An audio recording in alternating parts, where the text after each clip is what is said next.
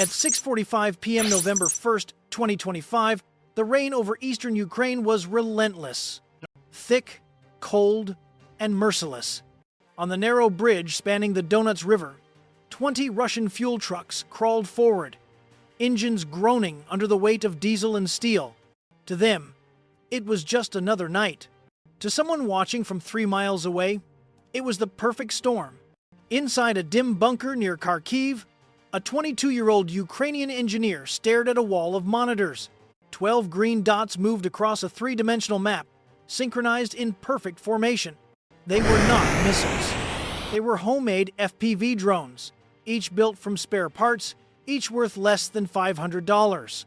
Together, they carried a purpose worth millions. Hours earlier, Allied satellites had confirmed the convoy's route. American ISR imagery showed a single bridge, a choke point, a place where weight, water, and weather would all conspire against anyone foolish enough to cross. The order was simple. Wait until the last truck reached the midpoint. Then strike. Outside, the storm raged harder. Rain hammered the metal roofs. Winds howled through the valleys. The kind of weather that blinds radar, grounds helicopters, and hides everything that moves low and fast. The convoy commander, confident in his armor, and the Panzer S-1 escort ahead, saw only darkness. He had no idea that the same darkness was about to become his worst enemy. The young engineer leaned closer to the screen. 12 drones hovered in holding pattern, their motors whispering against the storm. He exhaled once, steady and calm, and gave the first command. Execute Flight Path Alpha. And then, the river began to hum. At 6:46 p.m., the first alarm tore through the Russian convoy. A red icon blinked on the Panzer's radar display. One blip, then 2, then 12. The operator frowned, unsure if the storm was playing tricks again. The screen flickered, rain interference rising like static. Then the dots began to move. Fast, low, erratic. Possible targets, he muttered, switching filters, adjusting gain. The system's artificial intelligence hesitated. The returns were too small, too chaotic, too close to the ground. The AI flagged them as birds. But these birds were coming straight for him. Out in the storm, 12 FPV drones sliced through the rain like hornets. Each was powered by a small electric motor, its propeller screaming against the wind. Their onboard cameras streamed a shaky, rain-streaked view back to the bunker. Every frame was data wind speed, terrain contour, Doppler feedback. Every pixel translated into movement. In that bunker, the 22-year-old engineer whispered into his headset. Swarm synchronization online. 12 out of 12 confirmed. The wall of monitors glowed green. A single keystroke sent encrypted instructions to all 12 drones simultaneously. The software, an American-assisted AI package known as Kratworks Adaptive Navigation, analyzed turbulence in real time and mimicked the flight rhythm of a storm-battered flock of birds. It was not stealth by silence. It was stealth by deception. The Panzer's radar brain built to chase fighter jets and cruise missiles was suddenly blind to a dozen lawnmower-sized drones wobbling in artificial chaos. The operator's instincts screamed threat. The computer whispered weather. He chose instinct. He overrode the AI and fired. $200,000 vanished into the storm. Twin missiles streaked out from the turret, their flames slicing through the fog. 2 drones disintegrated midair. The cabin crew cheered. They thought they had stopped the attack. But those drones were never meant to win. They were bait. While every Russian eye followed the explosion, 10 other drones dropped altitude, diving into a radar shadow behind a low ridge. The flashes of the missile impact masked their signatures completely.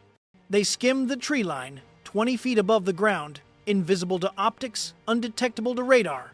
Inside the Ukrainian bunker, the engineer's voice remained calm. Target lock confirmed. Execute bird dance.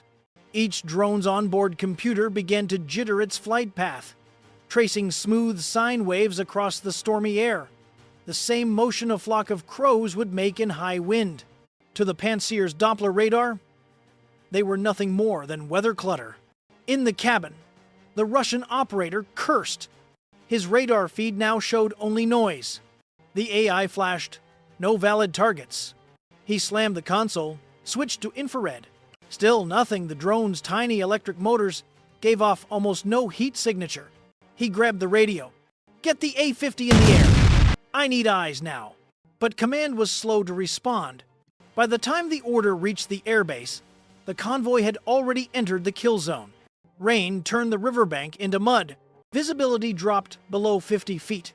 The bridge groaned under the weight of 20 trucks. In the distance, faint engine whines merged with the thunder. To the untrained ear, it was just weather. To anyone who had ever fought under American training, it was the sound of a coordinated strike about to unfold. The young engineer's heart rate never changed. He monitored 12 green blips converging on one red mark, the lead truck. He checked wind vectors, micro delays, target lock. Everything was perfect. "Banshee 7, he said softly. "You are go." The lead drone dipped below the ridge line, camera feed flaring white with lightning. In that instant, a Russian system worth $15 million was being hunted by a weapon that cost less than the operator's laptop. And the storm was just getting started. At 6:48 p.m., thunder rolled over the Donuts River. The Russian convoy was halfway across the bridge when the world began to unravel. From the tree line, Banshee 7 dropped altitude, hugging the valley wall, its camera shaking under the downpour. Inside the bunker, the engineer's voice was steady. "Target confirmed. Execute strike sequence."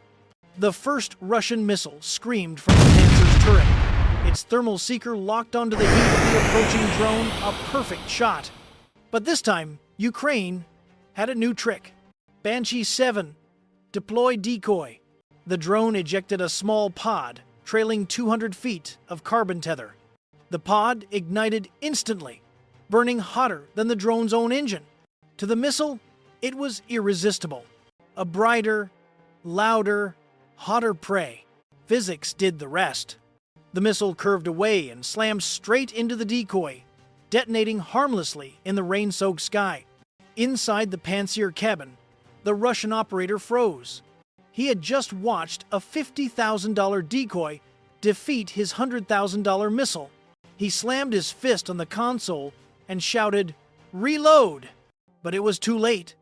At 6:49, Banshee 7 dove toward the convoy. The engineer's monitors flickered with static as the drone's camera filled with light bridge lights, headlights, muzzle flashes. The crosshair locked on the lead Kamaz truck. Range: 500 feet. Altitude: 30. Countdown: 3, 2, 1. The feed went white. The PG-7 V-shaped charge detonated half a second after impact. That half second was the difference between a splash and annihilation. The warhead punched through the fuel tank before exploding, vaporizing 1,000 gallons of diesel inside the truck. The result was not a fire. It was a pressure wave, a liquid explosion that tore steel apart like paper. Within a single heartbeat, the front of the bridge turned into a furnace. Flames reached 1,800 degrees Fahrenheit, bright enough to be seen from orbit. The shockwave hurled nearby vehicles sideways, breaking their axles, bending steel beams like rubber. The convoy behind had no chance. Truck number 2, loaded with 5 tons of artillery shells, slid forward, its tires skidding on molten metal. The fire touched its cargo. The chain reaction began. Boom, boom, boom. Each explosion fed the next, each blast throwing burning wreckage into the river below. The valley acted like the barrel of a shotgun, channeling the pressure straight down the bridge. Support beams groaned, then sagged, then failed. One by one, 20-ton trucks toppled into the flooded river, erupting in fire and shrapnel. In space, a Maxar satellite captured a new light blooming over eastern Ukraine, a man-made volcano. Analysts at Ramstein Air Base logged the coordinates automatically. On the ground, Russian radio traffic dissolved into chaos. Convoy hit, bridge gone. Request air support. Too late. The A-50 early warning aircraft, scrambled minutes earlier, had just lifted off. By the time it reached altitude, the battle was already over.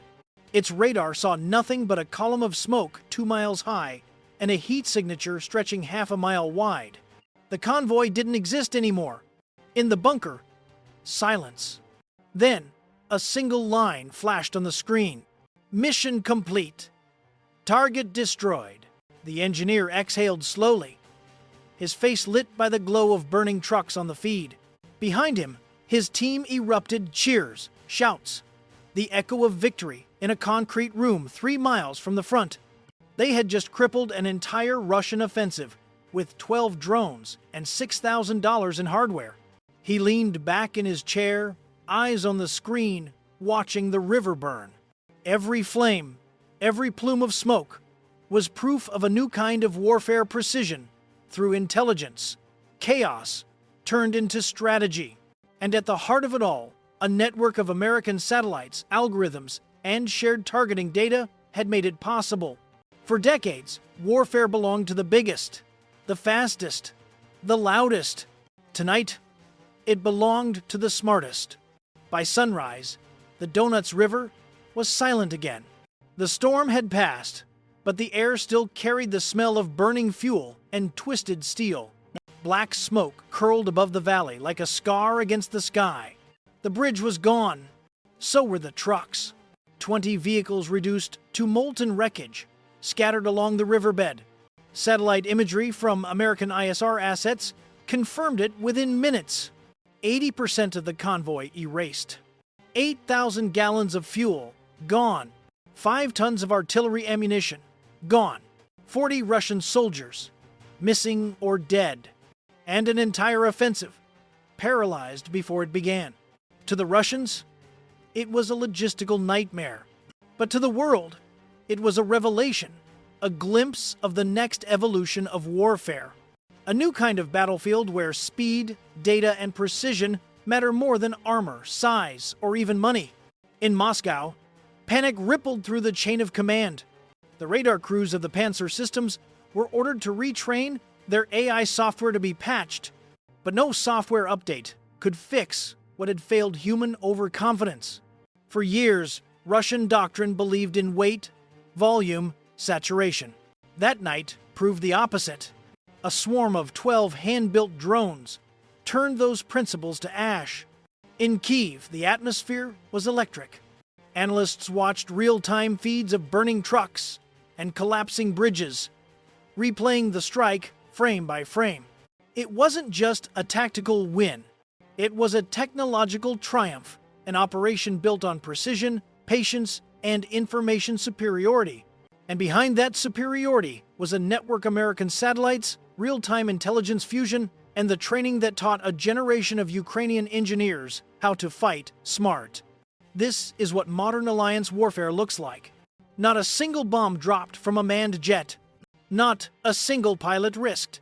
Just code, data, and the steady hands of a 22-year-old engineer, turning information into impact. For 48 hours after the strike, the entire Pokrovsk sector went dark. No resupply. No artillery support. The Russian offensive designed to encircle 2,000 Ukrainian troops simply vanished. Its vehicle drowned. Its morale shattered. And its commanders, once certain of victory, now whispered about storm drones and ghost swarms that could ride the weather. The lesson was unmistakable. Technology is only as powerful as the nation that commands it. And that night, American technology commanded the storm. In that valley of steel and fire, the United States didn't just support an ally. It demonstrated the future of warfare. Agile, intelligent, and unstoppable. The message to every adversary was clear. Attack an allied flag, and the response will find you anywhere, anytime, in any weather. The river burned. The enemy drowned in their own supply line. And the storm was American-made. So now, look ahead. Because the next battlefield won't be a river. It will be the open sky where machine learning meets air dominance. And when that story unfolds, you'll want to be here to see it. Subscribe, stay alert, and tell us if you were the commander that night. Would you have crossed that bridge?